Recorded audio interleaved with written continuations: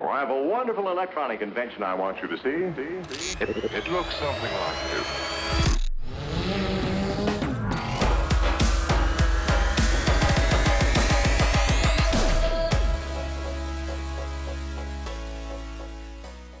In this video, we're going to look at the next step in the formula, which is permissions.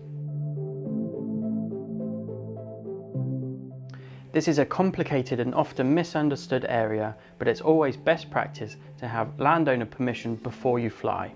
If you're flying on private land or property and you don't have permission, then you are technically trespassing. Should you wish to fly on private land or property, then you should seek permission from the landowner. Flying in public areas is acceptable unless there are bylaws that might prevent drone use.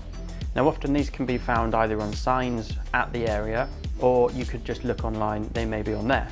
Nature reserves or SSIs, landmarks or historic monuments can all have different rules for flying drones nearby.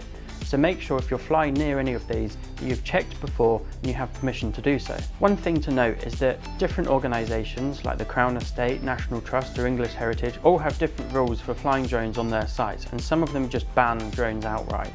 So have a look on their website or check out their information, and that's going to tell you where they stand. Now, if the information isn't on the website, you can always just contact them directly and ask specifically. The important thing to note in this video is that permissions is referring to using the land for taking off and landing, for physically operating on.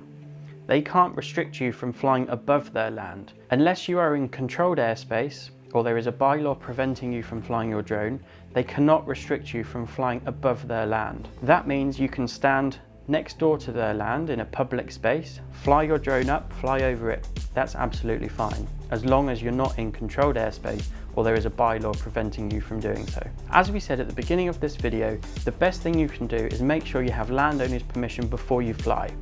Make sure as well that you check thoroughly for any rules that might prevent you from flying your drone.